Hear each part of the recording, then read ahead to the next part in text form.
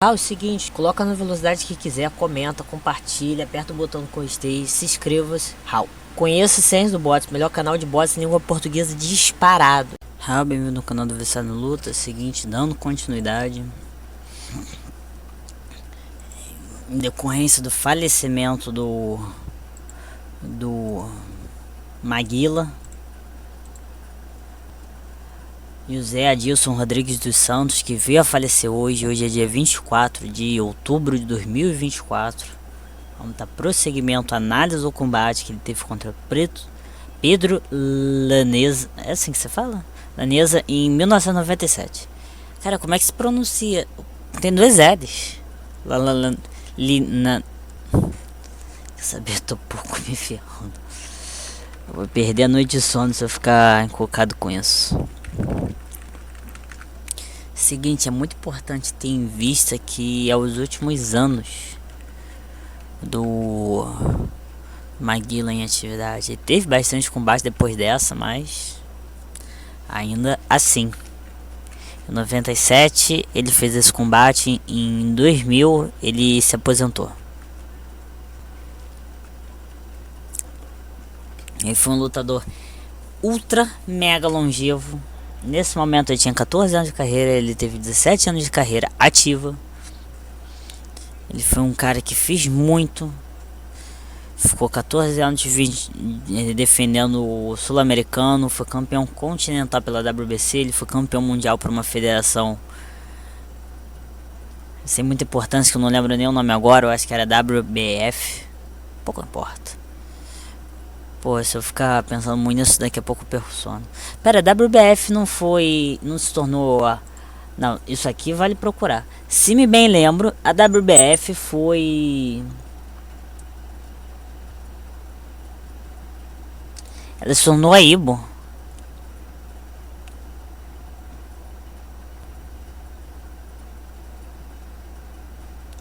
Página oficial.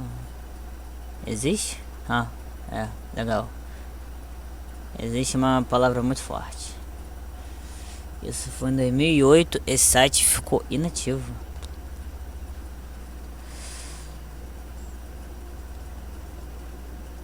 Pera, a gente tá pegando 2008. Parece que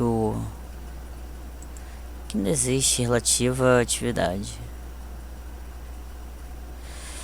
Vamos transportar para ainda 2024.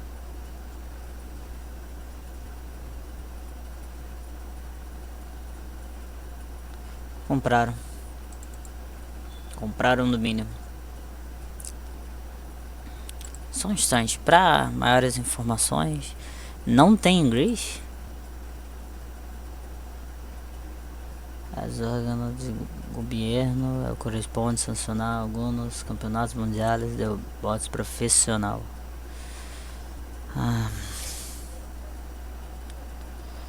Para nós mulheres, um esforço para atrair uma confiabilidade.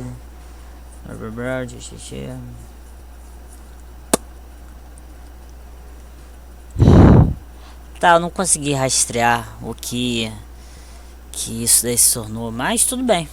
É pouco importa, a gente tá aqui pra ver o nível. Maguila é interessante, ele tem uma postura até bem diferente do adversário. O adversário tá bem projetado pra frente, ele tá com uma postura mais alta, ele tá colocando o queixo pra baixo. É interessante. Tem lutador que deixa o queixo alto, fica com a guarda. Tem lutador que se projeta pra frente. Tem cara que fica assim. Parece que eles têm uma altura semelhante. Eles não têm mais. Postura faz parecer. Cara, aqui é interessante. O que acontece? Como tá falando no React, a realidade é que a longa distância, a facilidade para você chegar na curta é diferente entre várias categorias. Quando a gente fala com uma categoria muito leve, a gente fala de uma envergadura de 1,50m, 1,60m, até muito raramente 1,70m. Esse cara tem envergadura de 1,90 para 1,80. O que acontece? A perna desse tipo de lutador, a maior. Quando a gente tá numa extra longa distância, às vezes um passo, dois, ele tá chegando na longa e indo pra média. Quando a gente fala desses caras, às vezes eles estão numa longa distância, eles dão um passo, eles já estão na média. Se eles se esforçarem mais um pouquinho, eles estão na curta. Eu vou ser sincero, eu vi que, sobretudo esse Pedro, tem mais horas que o cara não dá passo, né? Tenta dar uns golpes que não se adequam à distância percorrida. É interessante. O Maguila, eu chamo de meia guarda alta, porque o que acontece? A guarda a gente compõe de dois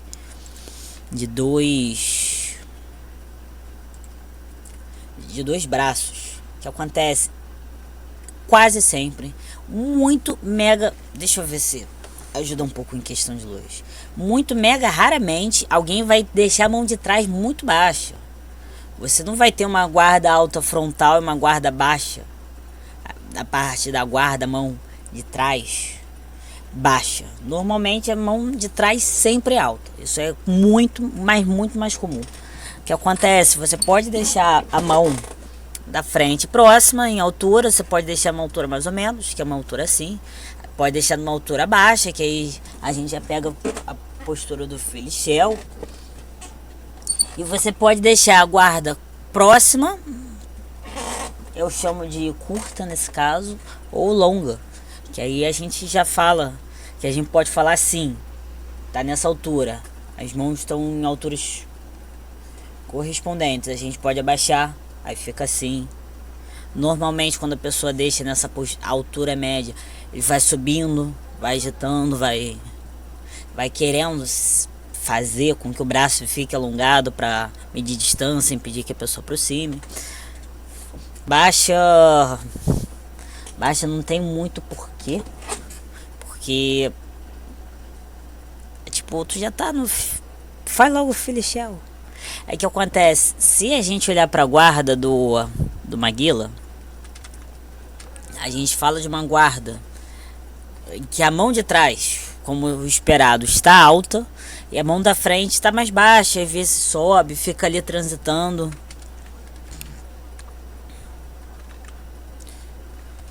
Aí o que acontece? E isso é interessante, eu tô fazendo, eu tava até falando com o Bodhisattva com a história. Tô começando a produzir, como se diz? É de certa forma um manuscrito, né? Eu tô começando a produzir em cadernos que eu tenho, eu tô começando a escrever reflexões, pesquisas. Eu tô estudando muito a guarda, sobretudo no dia de ontem eu tava estudando muito a guarda.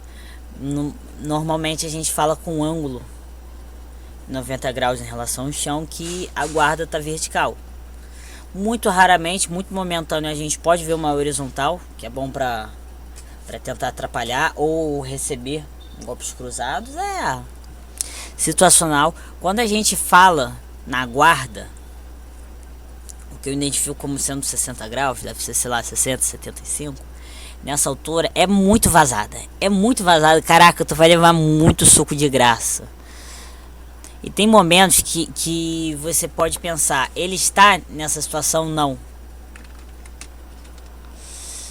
Ele pode estar com uma guarda nesse ângulo, só quando vai começar o combate ele não fica nessa postura, ele sobe.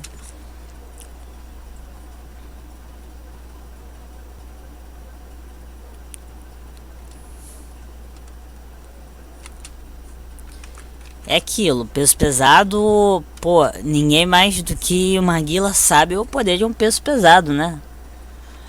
Então não vai ficar com guarda baixa, não vai brincar muito. Aqui é interessante. 9-4, 9-2, tá bom.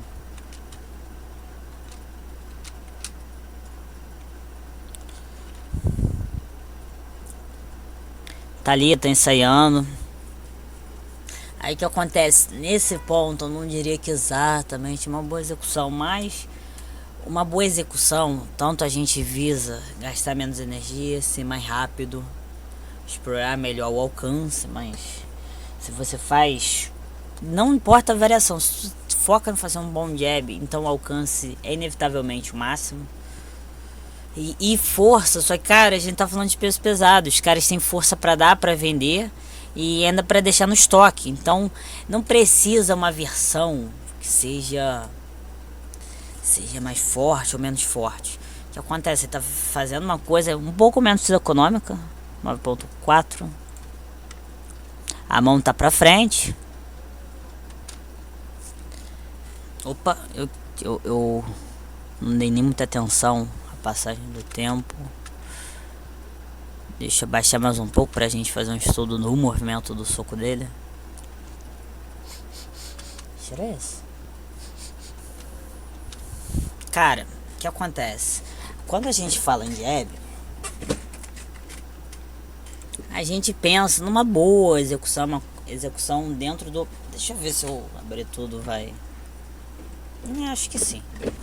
Cara, eu tô em cima de uma cadeira, não vou ter muitos giros de quadril. Também não vou nem ter a parte dos pés bem trabalhado, mas a gente fala sobre muita coisa sendo trabalhada ao mesmo tempo. Giro do ombro com quadril, e de certa forma é igual. Cara, é muito tosco eu girar a cadeira pra não precisar girar o quadril. Cara, eu fico com raiva quando deixam essa cadeira pra mim. Eu gosto do banco. Essa cadeira é ótima pra ficar sentado, mas pra gravar vídeo é uma merda. Eu não posso nem chegar pro meio, eu não consigo ficar na parte central, tô no canto da tela. A gente tem tiros de ombros, de quadril, tem que girar num ângulo muito parecido. Você não consegue girar mais o quadril do que o ombro. O ombro, se você gira mais, você se projeta pra frente. A gente fala com o cotovelo pra baixo, aí a gente gira ao decorrer do golpe. A mão sempre focando em ter uma trajetória retilínea, um golpe reto. Em simultâneo, a gente tem esse movimento do cotovelo. No meio do movimento, ele vai estar paralelo ao solo. E fazendo com que o punho tenha uma trajetória retilínea, você tem essa correção. O cotovelo ele se fecha, sempre visando uma boa trajetória. Ele fazendo o soco assim, perde-se um pouco da cadeia cinemática. Perde-se até o controle, um pouco da postura. É só empurrão, você está usando, em vez de você ter toda a cadeia do golpe sendo desenvolvida, você só está usando força do braço. Só, cara, tem toda a diferença uma pessoa como eu, um peso mosca, se eu fazer o golpe com toda a produção correta, colocando o máximo de explosão possível, eu não vou ter a mesma porrada que um cara desse peso, acabando de acordar dando um tapa. Dando um tapa numa mosca. A força que ele faz pra pegar um copo. De certa forma, ele tem... Dá pra falar que ele colocou mais força nisso, que eu consigo executar um soco. Porque a gente não fala só do levantar do objeto, a gente também tá falando de toda a musculatura, muito músculo. A gente tá falando de cara de mais de 110 quilos aproximadamente. Cara, tem muita força envolvida, tem muita força. Se eu não fazer o golpe corretinho, o golpe vai sair uma porcaria de fraco. Se esse cara não fazer dentro da técnica, o golpe vai ser muito mais avassalador que o meu. Então é dispensável você ter uma ultra boa execução no peso pesado, se tratando de força. Por exemplo, a gente tem execuções do jab que são menos rápidas. Num peso muito baixo, peso mínimo, a família do peso mosca, mosca ligeira, mosca, super mosca, indo lá pro galo, não importa. Na verdade, você vai querer fazer a execução mais rápida para superar o adversário na especialidade da classe. Por isso, muitas pessoas tentam colocar muito poder a mais nos pesos pesados para superar o limite. Mas é dispensável. Você pode fazer uma execução mais lenta que seu golpe vai ser extremamente rápido. É tudo questão de escolhas. O que acontece? Quando a gente fala muito no alto nível, você vai querer fazer a variação, tem o maior foco dentro da sua especialidade. Você vai ter tanto uma especialidade como uma especialidade da classe, da categoria de peso. Então, os pesos pesados vão tentar colocar mais força a mais, os pesos mais baixos vão tentar colocar mais velocidade a mais. Quando a gente pensa no alto nível competitivo, eles querem ser mais decisivos e mais dominantes. Aqui, cara, a gente tá falando de... Eu acho que era internacional ou continental, era... Não era uma luta de valendo cinturão. A unificação de 2 cinturões. Nessa época, 97, eu acho que tinha 3. Não é tentando criar um campeão discutível. A gente tá falando de um cara que já fez muito, tentando descer a lenha num estrangeiro, provavelmente em território nacional. É tipo, é digno ele escolher a variação menos forte, ele já tem muita força.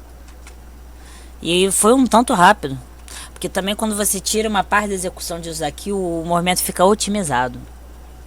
Eu não sei nem o quão consciente dentro da técnica ele fazia para executar dessa forma, mas tem uma proposta diferente, interessante.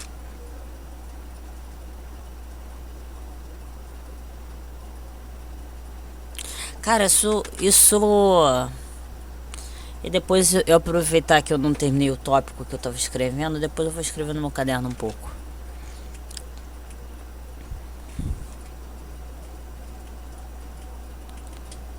Uma adequação nos pesos mais altos também, porque não existe diferença de estatura muito grande.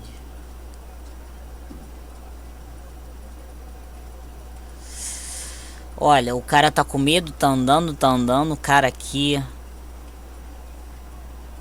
É porque o cara crinchou, eu acho que ele fez alguma coisa... Cabeçada? Pouco importa. Cara, o cara tá meio cagão de medo. Cara, a execução desse argentino horrível.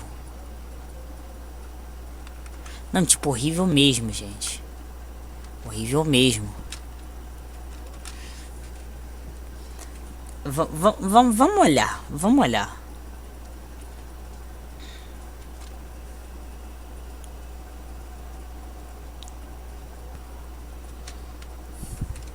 Cara, o cara já se abaixa. Sobe. Ele pode estar querendo criar uma confusão, achando que vai bater no corpo e tal. Ele só joga a mão pra frente. O que acontece? Cara, ele tá numa péssima postura. Ele se projetou muito pra frente pra fazer o jab. Aí o que acontece? O direto ele não vai conseguir colocar nessa postura. Ele não vai conseguir colocar nessa postura um giro de quadril. Ele não vai conseguir colocar. O que acontece? Ele fez um jab muito alongado. Ele não vai fazer isso. Não tem lógica. Postura de merda. Postura de merda que ele tava. Aí o que acontece? Que ele pode fazer mais. Se projeta mais ainda. Se projeta mais ainda. Mais ainda. E o que acontece? O golpe não foi nem muito reto. Foi meio... Cara, é horrível. Horrível. Eu tentei replicar o movimento. Tipo, eu não consegui colocar força nenhuma. Um cara de 114 quilos, obviamente, ele vai colocar força. Porque ele tem força inerente a seu peso. É tipo, muita coisa aí tá funcionando porque são pesos pesados. É isso que eu quero dizer. Cara, se fosse uma classe mais intermediária, maluco, esse cara já teria sido morto no primeiro round pela falta de habilidade. É interessante, o Maguila ele fez um soco parecido. De certo modo, se você não dá muita atenção, mas... O que é isso daqui? Ah, uma caixa de carregar celular, que bom. Vou trocar a minha. Mas é diferente, o cara tentou fazer um direto muito merda dentro de uma combinação. Aqui o cara tá fugindo em direção, circulando a mão de trás do Maguila. O que acontece? O cara tava fora. Provavelmente ele tava com uma postura alta que não ia conseguir punir. Nada mais justo que dar um pancadaço no corpo, perseguindo o adversário. Oi! Tá, já tô indo. Já vou. Qual é? Eu fui sair rapidinho, tô voltando, bora. Análise. Pra tu ver, o cara é muito estranho. Ele solta o pé na hora de fazer o direto. O que não é necessariamente ruim se você é um praticante, só que é muito risco de punição. Se o cara tenta mandar um counter, não importa a direção, o cara abaixou muito o senso de equilíbrio dele, se abaixou muito, se projetou muito pra frente, tirou o pé de trás. Tipo, isso é quase inconcebível. E não importa se a gente fala do old school ou modern school, o equilíbrio ainda é uma peça fundamental. O footwork da nova escola, o modern school of boxing, a gente pensa muito a movimentação dos pés, pensando no máximo de deslocamento possível, tudo facilitando para movimentação. Quando a gente pensa nas velha guarda, a gente pensa numa movimentação pautada em ainda manter muita da postura, muito do equilíbrio. Você não fazia tanto jogo de equilíbrio, você não era tão despreocupado com o seu equilíbrio. Até de certa forma o confronto era mais estático, porque era muita preferência ficar com os pés plantados no chão do que ficar movendo os pés. Em qualquer momento da história, fazer o que esse cara fez de tirar um dos pés do chão é um sacrilégio. Como praticante não existe problema, só que como lutador é uma coisa muito arriscada. Que foi, Lola? Tudo bem, Lola? Quer vir aqui, Lola? Vem, bebê. Vem, neném. É uma coisa muito arriscada, muito arriscada. Vem, bebê. Vem, vem, neném. Isso aí, Lola. Relaxa, os trovão não vão te machucar, não. É um sacrilégio. Você não pode ser desequilibrado tão facilmente. Se você cai numa luta profissional, tu perde um round. Numa luta tanto amadora como profissional, 4 quedas e você perde um combate. Você vai deixar você cair tão facilmente? Luna, não acho legal você ficar na janela não. Daqui a pouco vai começar a trovão, bebê. Vamos continuar o vídeo. Lola, só pra te falar, eu tomei banho hoje, tá? Eu já tomei banho hoje. Eu não preciso de mais banho.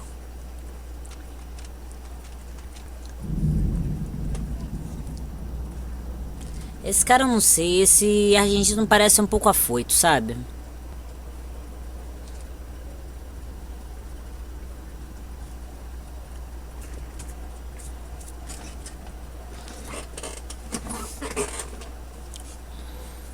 Caralho, bicho. Não, sério, pode não parecer muita coisa, foi socos simples, mas bicho, quando você pensa que o cara tem mais de 100 quilos, aí muda. Eu queria voltar um pouquinho para execução, 18.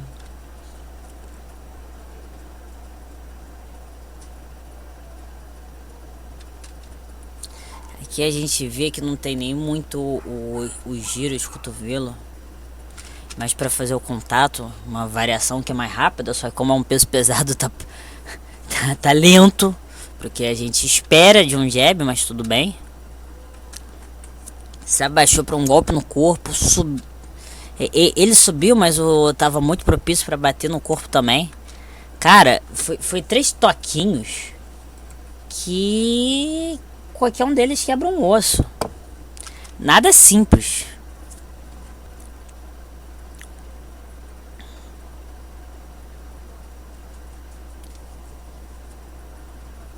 A movimentação do Maguila é bom, ele entende bastante de movimento.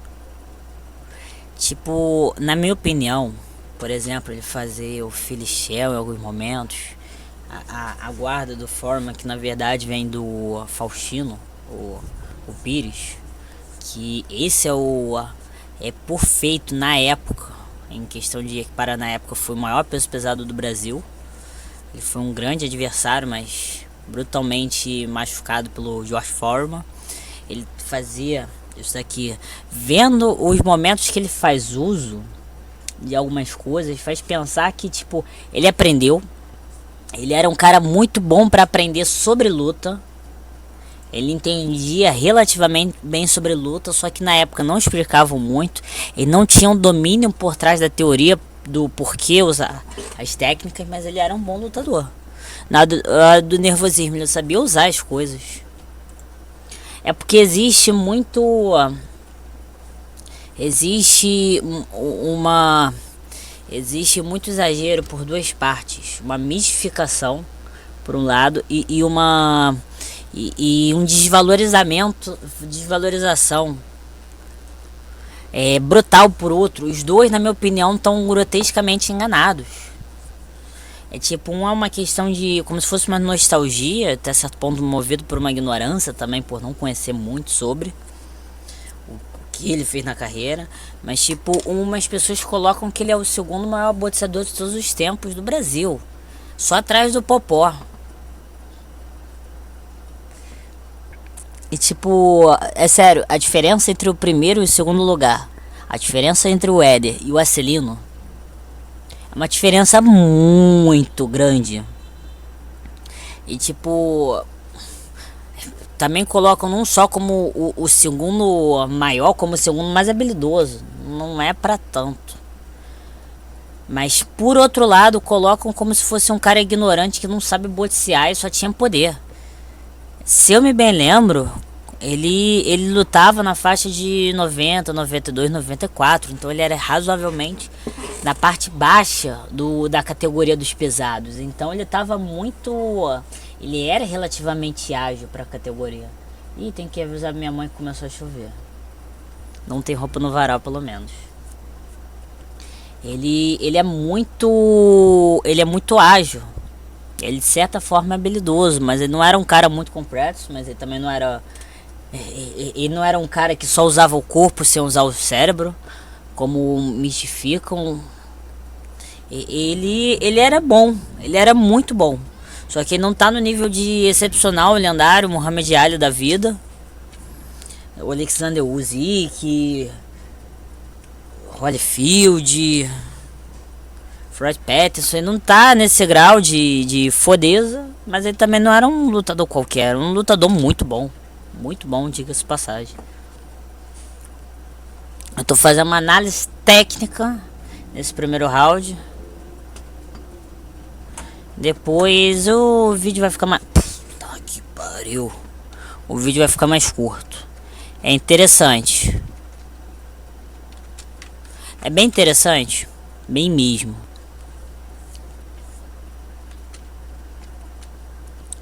Ele tava numa posição, tava com a base encurtada.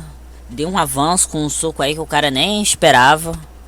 E maluco, qualquer soquinho fraco de surpresa nessa categoria é um soco que te aproxima da morte.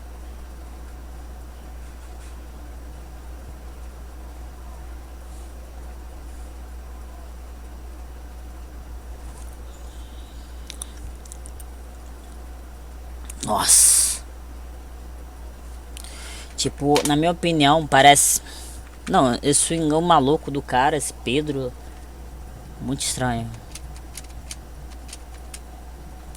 E tipo, o Maguila... É incrível que nessa posição desequilibrada ele conseguiu socar.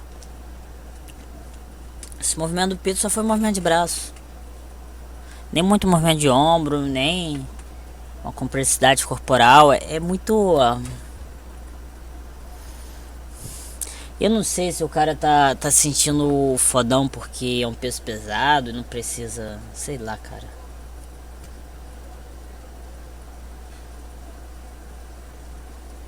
Oi, mãe, começou a chover sim.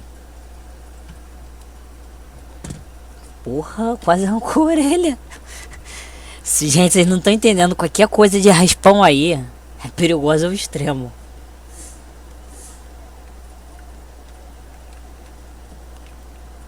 Aqui, saltitando, cara, ele não tava nos momentos iniciais da carreira.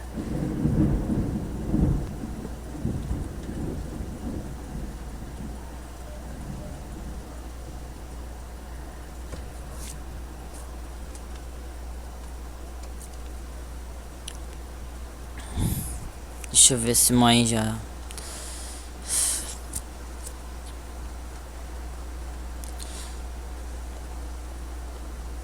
Ele aproximando quando vê que o adversário não tá numa postura para fazer um bom golpe.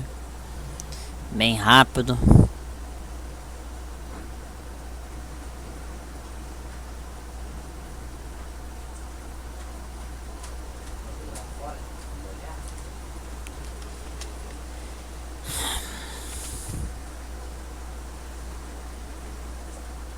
Saiu no golpe bem.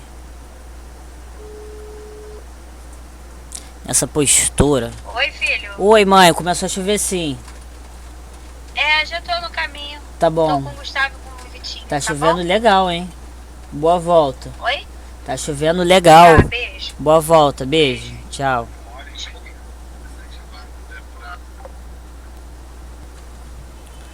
Voltando, desculpa, gente.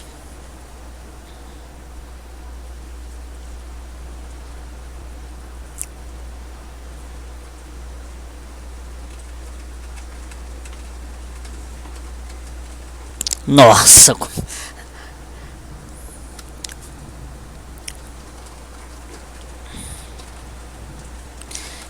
É engraçado. Porque quando a gente tá falando dessas categorias muito grandes, cara, a distância deles de um rosto pro outro é uma distância enorme. Vou falar uma distância mais ou menos do meu cruzado, fechado ou talvez aberto. Só que pra eles é como se eles dessem um soco assim. É como se eles fizessem um soco assim. Cara, é muito encurtado. Nesse ponto, Maguila, eles, tipo, entender como executar os golpes e as execuções, tanto naturalmente, ele era muito bom, cara. Ele era muito bom. E eu não tinha esse olhar clínico sobre a forma dele lutar. Ele era um lutador bom. Tipo, faltou só algumas coisas pra ele chegar no alto nível. Mas ele era bom, cara.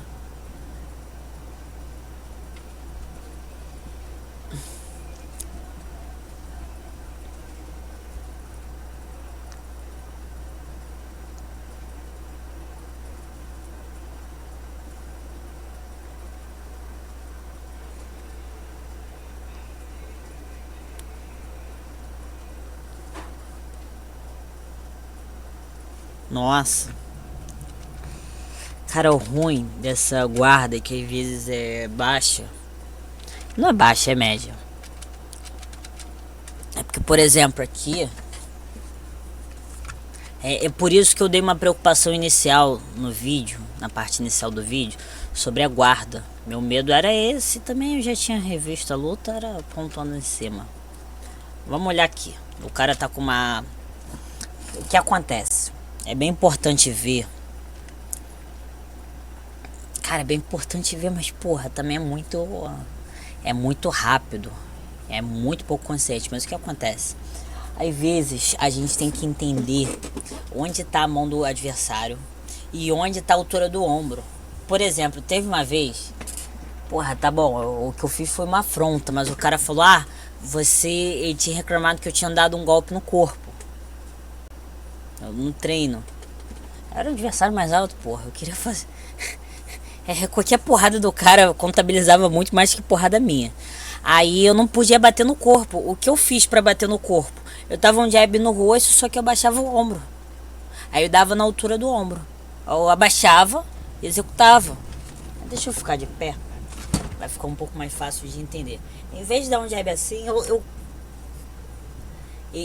abaixava o ombro e fazia só movimento do braço. Aí já não tem como ter toda a execução técnica. A gente não vai fazer um jab correto, alinhado à técnica padrão. O que acontece? A gente tem que entender. Não tô falando desse caso que a pessoa abaixa o ombro e soca no corpo. Isso daí... Cara, isso daí é sem cabimento. Eu fiz só pra afrontar mesmo.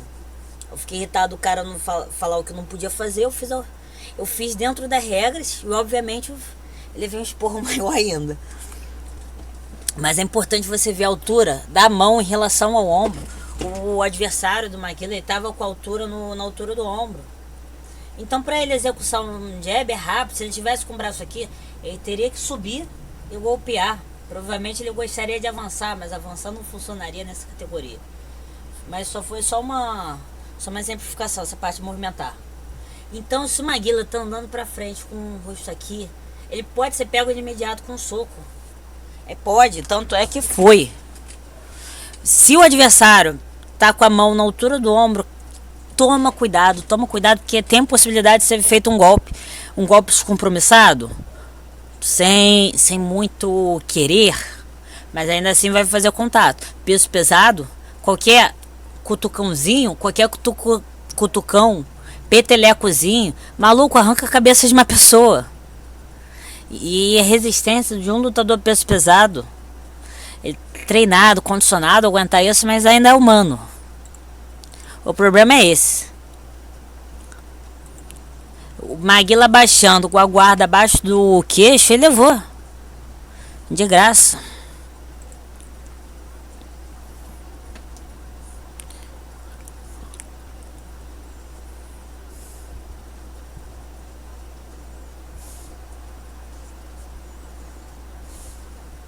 O cara tá encurralado na esquina. Estava. Crenshaw pegou o braço. Porra, isso daí é chato, cara.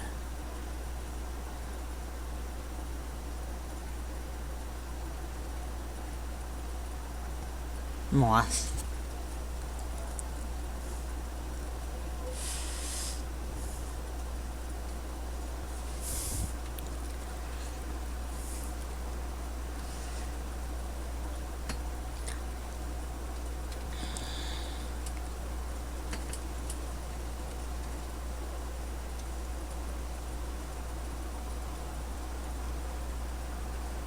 Round. Terceiro round. Puta que pariu. Já começou como? Cringe. Eu tô vendo uma luta de Muay Thai por acaso.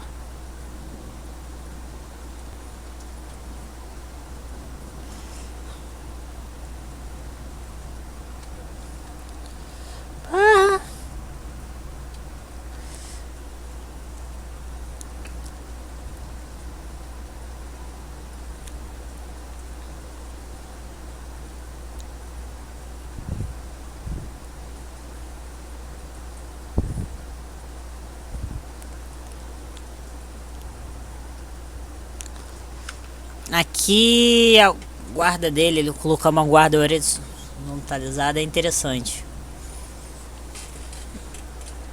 Eu no futuro, eu vou ser sincero, eu tava aqui, a cada momento eu quero tentar dar início a esse projeto, mas eu vou dar um tempinho.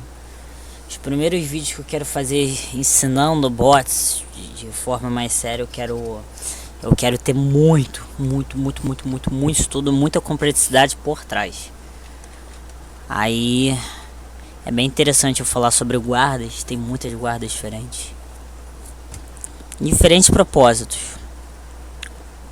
Tem coisa que funciona só em certas situações, em outras é paia. É paia no sentido, é uma expressão que a gente usa pra chato, mais ou menos. Pouco funcional, sem graça, sem sal. Filichel, quando não joga na retranca, é só uma guarda ali chata. O pessoal faz de tudo pra ser mais chato possível.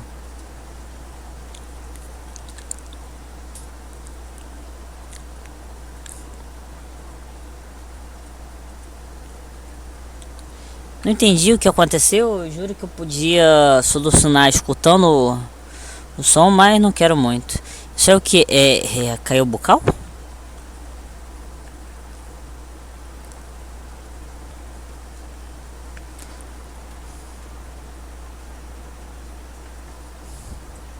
Não entendi, mas tudo bem.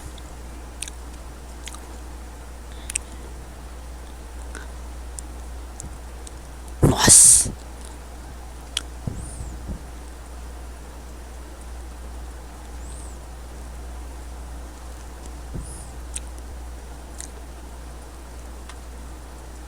Essa postura tenta ser um Filichel, mas na verdade está mais pro estilo ritmo.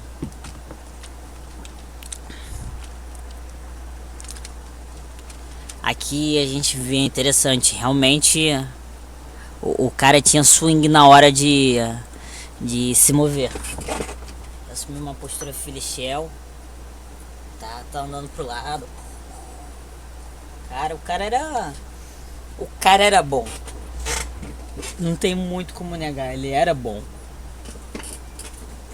Se movia maneiro, bicho, se movia maneiro.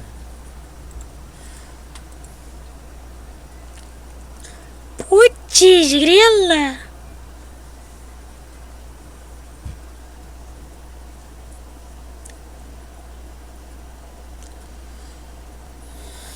Ei, put! Forra daqui. Eliminado.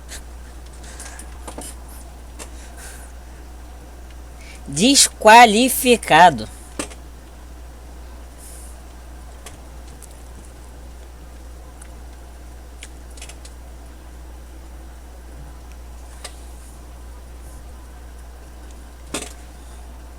Cara, foi uma ótima luta.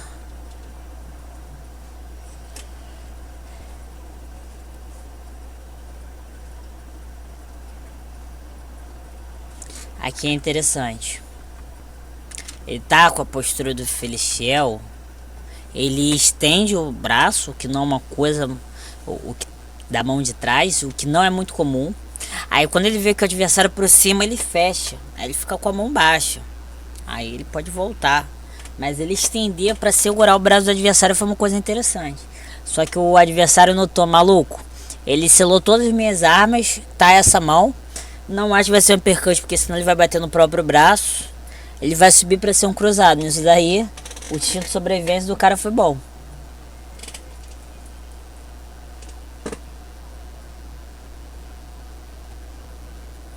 Cumprimento legal. Esse Pedro Lanesa, não sei o sobrenome, parece ser gente boa. Tem estruturas do Tyson Fury. É tipo os lutadores.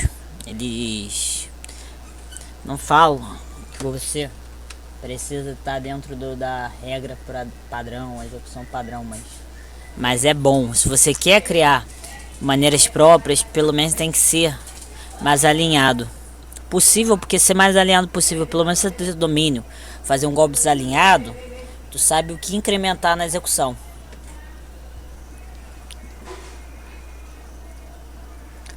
Curta distância aí tá um perrengue, fê. Interessante. Cara, a Maguila tinha mãos rápidas até.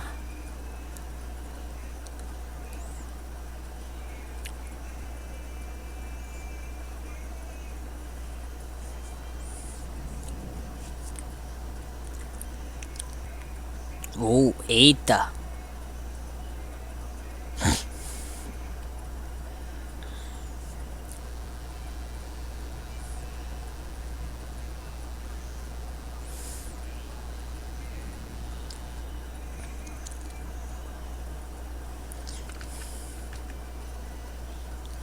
Poxa vida. Cara, aqui ele pegou muito golpe. Ele fez o cara ir pra fora, porque ele tava levando muita porrada da mão esquerda. Fugiu, esquerda e direita. Só que aí ele ficou limpo pra ele mandar um cruzadão. Isso daí derrubou. Os outros eu não sei nem se acertou, e se acertou pouco importa. Maluco. Sinistro, perfeito. Cara, é bem interessante. Ele é bom revisitar o Maguila. Realmente eu tava querendo lá pra fevereiro do ano que vem trazer combates dele, mas essa situação extremamente chata e triste faz com que a gente acelere o cronograma. Espero que vocês tenham gostado, para vocês entenderem um pouco mais sobre o Maguila, como ele lutava. Tá aí um baita lutador, sabia se mover bem, sabia golpear bem. É um cara bom, cara. Foi um lutador muito bom e muito importante.